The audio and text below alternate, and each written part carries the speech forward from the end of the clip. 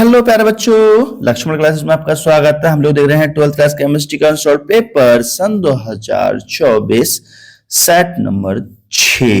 ठीक है बेटा, तो हम लोग क्वेश्चन नंबर 3 से आज आगे के सारे क्वेश्चन कंटिन्यू देखेंगे और इससे पहले के सारे क्वेश्चन हम सॉल्व कर चुके हैं, वो आप प्लेलिस्ट में आकर के देख सकते हैं। तो चलिए पहला क्वेश्चन स्टार्ट करते हैं।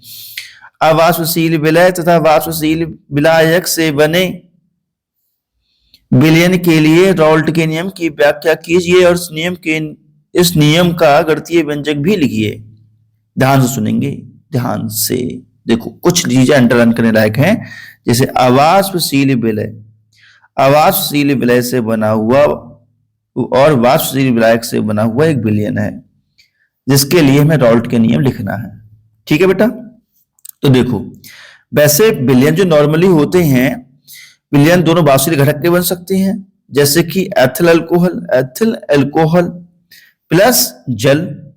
ये बेटा ये दोनों वाष्पशील घटक से बना हुआ विलयन है। ठीक है, विलय दोनों कैसे हैं? वाष्पशील हैं। बट हमें कैसे लेना है? हमें ऐसा विलयन लेना है जिसमें अवाष्पशील विलय हो। जैसे कि पानी में नमक घोल दो बेटा, पानी में नमक घोल दो, तो ये जो विलय है ये अवाष्पशील है, ये उड़ेगा नहीं, और ये वाष्पशील है। ठीक है, विलय क्या हो गया? अवाष्पशील हो गया, वाष्पशील हो गया। तो इस प्रकार विलयन बनाना है हमारे। ठीक है बेटा, तो इसके लिए रॉल्ट का नियम क्या हो जाएगा बेटा? देखो रॉल्ट का नियम देखते हैं, रॉल्ट का नियम क्या होगा। देखो तो बेटा यहाँ पे हम पहले एग्जाम्पल ही ले लेते हैं। एग्जाम्पल क्या है? पानी प्लस नमक का विलयन, ये हमारा एग्जाम्पल हो गया। तो बेटा देखो रॉल्ट का नियम क्या होता है? इस नियम के अनुसार किसी विलयन में प्रत्येक वाष्पशील घटक या अवयव का वाष्प दाब उसके मोल अंश के समानुपाती होता है। ठीक है बेटा, कोई विलयन है, जितनी भी वाष्पशील चीजें होंगी, किसी भी विलयन में जितने भी प्रत्येक वाष्पशील घटक का वाष्प दाब उसके मोल अंश के समानुपाती होता है। ठीक है बेटा, तो जैसे बुक्स में दिया हुआ है इसके अकॉर्डिंग देखो बेटा, देखो जैसे यहां पर ये मैंने विलयन बनाया है, यहाँ पे दो घटक हैं, इसके अंदर क्या है बेटा? दो घटक हैं, नंबर 1 नंबर 2। दोनों कैसे हैं? वाष्पशील हैं। दोनों कैसे हैं बेटा? वाष्पशील हैं। तो P1 समानुपाती X1 के, P2 समानुपाती X2 के। ठीक है, तो ऐसे बुक में सॉल्व कराया गया है, बट हमें ऐसे नहीं करना है। क्यों? क्योंकि हमारा विलयन ऐसा नहीं है। हमारा विलयन कैसा है? हमारा जो विलयन है वो कैसा है? हमारे विलयन में जो सिर्फ नमक है वो अवाष्पशील है। ठीक है बेटा, नमक कैसा है? नमक अवाष्पशील है, ये वाला नहीं उड़ेगा। और जो पानी है ये वाष्पशील है। तो हमारा जो घटक 1 है ये वाष्पशील है, तो घटक 1 वाष्पशील है, ये वाला हमारा नहीं उड़ेगा। ये वाला हमें नहीं बनाना है डायग्राम में अपने। समझ में आ रहा है बेटा अंतर? क्लियर समझ में आया? ठीक है, तो सुनो, जैसे बुक्स में था मैंने वैसा डायग्राम बनाया है, लेकिन मैं बताऊंगा इसमें अंतर क्या है। देखो बेटा, आपको इस क्वेश्चन के अकॉर्डिंग जो डायग्राम बनाएंगे उसमें ये वाला डायग्राम में ये चीज शो नहीं करेंगे, क्लियर समझ में आया बेटा? फिर सुनो, आपको इस वाले क्वेश्चन के अकॉर्डिंग ये चीज शो नहीं करनी है। ठीक है, और हमारे लिए ये भी चीज शो नहीं करनी है, ये भी चीज शो नहीं करनी है। ठीक है, तो देखो बच्चा क्या, हमारा बच्चा सिर्फ एक ही घटक हमारा उड़ सकता है, जो भी पानी है, पानी उड़ सकता है, नमक वाला घटक हमारा नहीं उड़ सकता। ठीक है बेटा, तो सुनो, रॉल्ट के नियमानुसार P1 समानुपाती हो जाएगा X1 के, तो P1 equal to P1 not X1। ठीक है बेटा, और हम जानते हैं X1 plus X2 equal to होता है बन के, किसके होता है बेटा? बन के इक्वल होता है। ठीक है ना? तो अगर हम यहां से कहना चाहें कि X1 की वैल्यू कितनी हो जाएगी, तो X1 की वैल्यू हो जाएगी 1 माइनस X2 के। तो P1 इक्वल टू कितना हो गया बेटा? P1 नॉट 1 माइनस X2 हो जाएगा। तो ये हमारा व्यंजक प्राप्त हो गया, ये व्यंजक आपको लिखना है। ठीक है, कौन समझ में आया बेटा आपको? ये व्यंजक लिखना है। ये व्यंजक फिर तुम कहो सर जी तुमने ये लिखेगा दिखाया था, ये वाला टर्म ये दिखाया था, ये बेटा मैंने ऐसे लिखाया था कि तुम्हारे लिए अंतर समझ में आ जाए कि जो बुक्स में है क्वेश्चन में कैसा चेंज होगा। तो ये चीज हमें नहीं लिखनी है, ये चीज बुक्स में ऐसी है, ऐसे हमें नहीं लिखनी है। क्वेश्चन हमारा चेंज है, तो क्वेश्चन के अकॉर्डिंग हमारा ये वाला तुम्हें डायग्राम बनाना है इस तरीके से, और ये चीज शो नहीं करनी है। ये लिखना है, फिर ये लिखना है, फिर ये लिखना है, ये क्वेश्चन के अकॉर्डिंग फिर हमारा ये फाइनल आंसर आ गया है। ठीक है बेटा, चलो अब हम आगे बढ़ते हैं। तो अगला हमारा जो क्वेश्चन है, क्वेश्चन ये है एथेनॉल के निर्जलीकरण की क्रियाविधि लिखिए।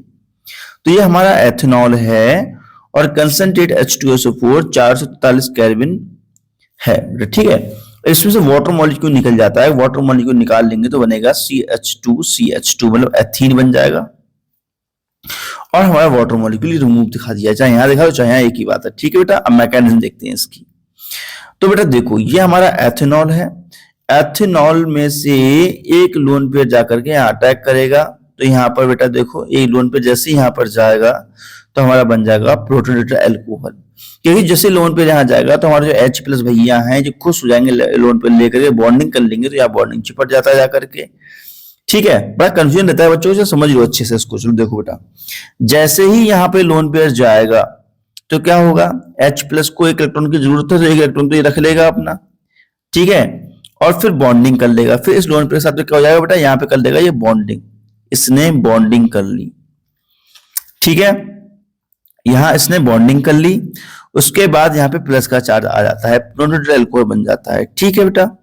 अब ये क्या है, अब हमारा प्रोटोनेटेड ये अल्कोहल है, अब इसमें से हम वाटर, यहाँ से वाटर रिमूव हो जाएगा, यहाँ से क्या हो जाएगा बेटा, वाटर रिमूव हो जाएगा, वाटर रिमूव हो चुका है, तो बचेगा क्या, CH3 CH2 पॉजिटिव, ठीक।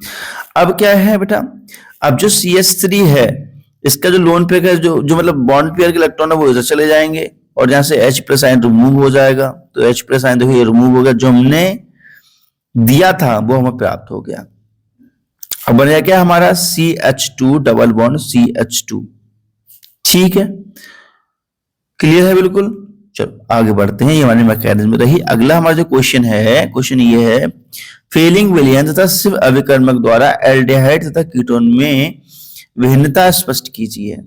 तो बेटा देखो, जो फेलिंग विलयन होता है, फेलिंग विलयन तथा शिव अभिकर्मक द्वारा एल्डिहाइड और कीटोन में हम निम्नलिखित भिन्नता कर सकते हैं। कैसे कर सकते हैं बेटा देखो, जो फेलिंग विलयन होता है, फेलिंग विलयन होता है ये एल्डिहाइड के साथ में रेड कलर देता है और कीटोन के साथ कोई भी क्रिया नहीं करता, जबकि शिव रिएजेंट होता है ये एल्डिहाइड में गुलाबी कलर दे सकता है या बैंगनी कलर भी दे सकता है, लेकिन ये कोई भी क्रिया नहीं कर सकता। तो इस प्रकार हम अंतर कर सकते हैं दोनों में, ठीक है। तो मतलब निष्कर्ष है क्या, निष्कर्ष इस बात का ये है एल्डिहाइड फेलिंग विलयन और शिव रिएजेंट दोनों के साथ अभिक्रिया करता है, करता नहीं करता है बेटा, जबकि कीटोन फेलिंग विलयन से शिव रिएजेंट के साथ अभिक्रिया नहीं करता है। यह दोनों परीक्षण एल्डिहाइड कीटोन के लिए अलग अलग, ये दोनों परीक्षण एल्डिहाइड और कीटोन को अलग करने के लिए उपयोगी हैं, ठीक है बेटा। मतलब अगर हमारे कोई भी विलयन दिया हुआ है, तो अगर हमारे पास कोई विलयन दिया हुआ है, हमसे कोई कहे एल्डिहाइड है कीटोन है, तो तुम्हें क्या काम करना है, इसमें रिएजेंट डाल देना है, ठीक है। तुमने सिर्फ रिएजेंट डाल दिया, मान लीजिए तो गुलाबी कलर दिखाई देगा, गुलाबी या बैंगनी कलर दिखाई देगा, तो समझ जाइए है ये क्या है, एल्डिहाइड है। और कलर दिखाई नहीं दिया तो आप कहेंगे कीटोन है, ठीक है बेटा। तो इस प्रकार अगर मान लीजिए आप डालते हैं फेलिंग विलयन तो रेड कलर दिखाई दिया तो आप कहेंगे एल्डिहाइड है, अन्यथा कीटोन है। चलो अगले बढ़ते हैं। अगला जो हमारा क्वेश्चन है, क्वेश्चन में है कार्बोहाइड्रेट को परिभाषित कीजिए, कार्बोहाइड्रेट को परिभाषित कीजिए तथा ग्लूकोज एवं फ्रक्टोज में विभेद कीजिए। तो कार्बोहाइड्रेट क्या होते हैं बेटा, ऐसे पॉलीहाइड्रोक्सी ऑर्गेनिक कंपाउंड जिसमें CHO या कीटो ग्रुप प्रेजेंट होते हैं कार्बोहाइड्रेट्स कहलाते हैं, ठीक है। समझ में आया? देखो बेटा मैं आपको थोड़ा समझाने का प्रयास करता हूं। देखो ये हमारे पास कोई बड़ा सा कंपाउंड ले लिया, यहाँ पे बहुत सारे OH लगा दो या बहुत सारे OH लगा दो, तो क्या हो जाएगा, पॉलीहाइड्रोक्सी हो गया। क्या हो गया, पॉलीहाइड्रोक्सी ऑर्गेनिक कंपाउंड हो गया बेटा, ठीक है। तो इस पे या तो CHO ग्रुप लगा हो या एल्डिहाइड ग्रुप लगा हो, ठीक है। अब बैलेंस पूरी कर दो उसकी, फिलहाल ये बैलेंस हमने पूरी कर दी। अब हमारा क्या हो गया बेटा, ये हो गया हमारा, ये कराएगा हमारा कार्बोहाइड्रेट, क्या लाएगा कार्बोहाइड्रेट। तो कार्बोहाइड्रेट क्या होते हैं बेटा, ऐसे पॉलीहाइड्रोक्सी एल्डिहाइड, ऐसे पॉलीहाइड्रोक्सी ऑर्गेनिक कंपाउंड जिनमें CHO ग्रुप होता है या कीटोन ग्रुप होता है, क्या कहलाते हैं बेटा, एल्डिहाइड, कार्बोहाइड्रेट कहलाते हैं, कार्बोहाइड्रेट कहलाते हैं। बोर्ड ऑप्शन लिखी हुई है यहाँ पर, दोनों में अंतर करना है हमारे लिए बेटा। देखो जो ग्लूकोज होता है, ग्लूकोज में एल्डिहाइड ग्रुप पाया जाता है, जबकि फ्रक्टोज में क्या होता है बेटा, कीटो ग्रुप होता है। यह कम मीठा होता है जबकि फ्रक्टोज जो है अधिक मीठा होता है, ठीक है ना। चलो अगली हम देखते हैं बेटा। अब चौथे का ये हम देखेंगे नेक्स्ट वीडियो में। तो नमस्कार, जय हिंद, वंदे मातरम, बाय बाय।